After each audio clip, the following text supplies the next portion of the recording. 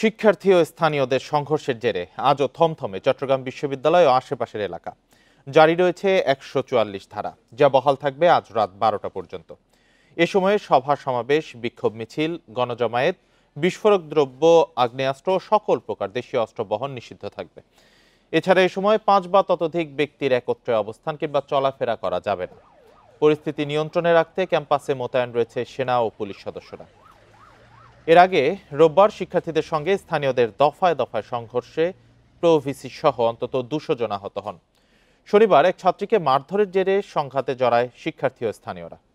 চট্টগ্রাম বিশ্ববিদ্যালয়ের পরিস্থিতি নিয়ে জানাতে যুক্ত হয়েছেন সহকর্মী আহসান রিটন। রিটন, চট্টগ্রাম বিশ্ববিদ্যালয়ের আশেপাশে এলাকায় তো এখনো ১৪৪ ধারা জারি রয়েছে, কি অবস্থা দেখছেন? আর কেউ কি আটক হয়েছেন এখন পর্যন্ত? দেখুন, আমরা গতকালকে সারাদিন চট্টগ্রাম বিশ্ববিদ্যালয়ে যে উত্তপ্ত পরিস্থিতি দেখেছিলাম সেটি আসলে ১৪৪ ধারা জারি হওয়ার পর এবং গতকাল বিকেলে পুলিশ এবং যৌথ বাহিনীর সদস্যরা আসার পর এখন বলা যেতে পারে যে অনেকটাই শান্ত। আমরা কিছুক্ষণ আগে চট্টগ্রাম বিশ্ববিদ্যালয়ে যে ক্যাম্পাস রয়েছে সেটি পুরোটি আমরা প্রদক্ষিণ করেছি এবং আমরা দেখেছি সেখানে আসলে সেনাবাহিনী এবং র্যাবের সদস্যরা টহল দিচ্ছেন এবং খুব গুরুত্বপূর্ণ কাজ ছাড়া কেউ আসলে হল থেকে বেরোচ্ছেন না, কিংবা যারা শহর থেকে প্রতিদিন চট্টগ্রাম বিশ্ববিদ্যালয়ে ক্লাস করতে আসেন তাদেরও আসলে উপস্থিতি খুব একটা নেই বললে চলে। আপনি জানেন যে আসলে গত পরশুদিন রাতে চট্টগ্রাম বিশ্ববিদ্যালয়ের মহিলা শিক্ষার্থী বাসায় ঢোকার সময় দারোয়ানের সঙ্গে তার কথা কাটাকাটি হয়। পরবর্তীতে দারোয়ান তাকে যখন মারধর করেন, এরপর থেকে আসলে খবরটি জানাজানি হওয়ার পর চট্টগ্রাম বিশ্ববিদ্যালয় একেবারে রণক্ষেত্র পরিণত হয় এবং গতকালকে সকালে এই ঘটনার জেরে গতকালকে সকালে যে আমরা এখন যে ক্যাম্পাস যে ফটকের সামনে দাঁড়িয়ে আছে এখানে শিক্ষার্থীরা তারা আসলে বিক্ষোভ মিছিল করছিলেন।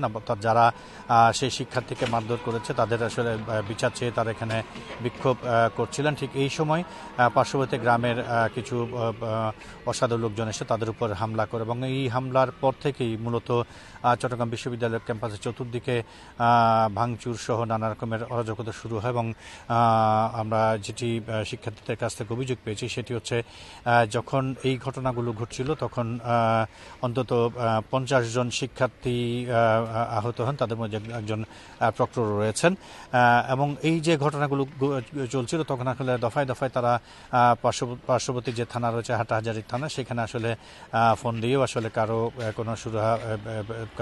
সহায়তা তারা পাননি, ফলে এই ঘটনায় অনেকে আসলে আহত হয়েছেন এবং এই মুহূর্তে চট্টগ্রাম বিশ্ববিদ্যালয়ে ৫ জন শিক্ষার্থী রয়েছেন যাদের অবস্থা একেবারেই গুরুতর। এর মধ্যে ২ জনকে ঢাকায় উন্নত চিকিৎসার জন্য ঢাকায় পাঠানোর সিদ্ধান্ত নিয়েছে কর্তৃপক্ষ এবং বাকি ৩ জন খুব গুরুতর আহত তাদেরকে চট্টগ্রাম বিশ্ববিদ্যালয়ের বিশেষ পর্যবেক্ষণে রাখা হয়েছে। এছাড়াও অনেকে আসলে ছোটোখাটো আহত হয়েছেন যাদের মধ্যে অনেকে প্রাইমারি চিকিৎসা নিয়ে বাসায় ফিরে গেছেন কিংবা অনেকে এখনও পর্যন্ত হাসপাতালে ভর্তি আছেন।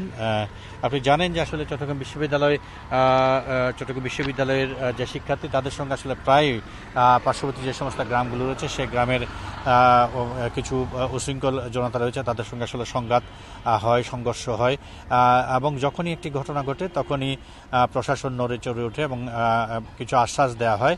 কিন্তু শিক্ষার্থীদের অভিযোগ হচ্ছে বারবার এই ধরনের ঘটনা ঘটার পরও আসলে যখন সঠিক কোনো সিদ্ধান্ত অর্থাৎ যারা দোষী তাদের বিষয়ে যেহেতু দৃষ্টান্তমূলক কোনো ব্যবস্থা নেওয়া হয় না, সেই কারণে বারবার তারা শিক্ষার্থীদের উপর চড়া হয় এবং গতকালকেও সেই একইভাবে তারাও চড়া হয়েছে এবং সারাদিন একটি উত্তপ্ত পরিস্থিতি গেছে। আমরা যতদূর জেনেছি ইতিমধ্যে একটি তদন্ত কমিটি গঠন করা হয়েছে, কিন্তু তদন্ত কমিটির কজন সদস্য তারা কতদিনের মধ্যে তাদের আসলে তদন্ত প্রতিবেদন জমা দিবেন সেরকম বিস্তারিত কোনো কিছু জানানো হয়নি। আমরা যতদূর জেনেছি একজন প্রভিসিকে প্রদান করে একটি কমিটি গঠন করা হয়েছে। তারা আজকে প্রথম দুপুর ১টা বাজে তারা একটি বৈঠক করবেন। সেই বৈঠকে গ্রামবাসী থাকবেন, স্থানীয় প্রশাসন থাকবেন এবং শিক্ষার্থীরা থাকবেন। তো সবার মধ্যে আলাপ আলোচনা হবে ভবিষ্যতে যাতে এই ধরনের ঘটনা না ঘটে সেই বিষয়টিকে মাথায় রেখে তারা আসলে কথাবাদ বলবেন এবং তারপরে হয়তো সেখান থেকে জানা যাবে যে কী আসে। তো এই হচ্ছে চট্টগ্রাম বিশ্ববিদ্যালয় থেকে আমার কাছে গতকালকে যে উত্তপ্ত পরিস্থিতি এবং ১৪৪ ধারা জারি হওয়ার পরের বিষয়ে মোটামুটি খবর। চট্টগ্রাম বিশ্ববিদ্যালয়ের পরিস্থিতি নিয়ে জানাচ্ছিলেন সহকর্মী আহসান রিটন।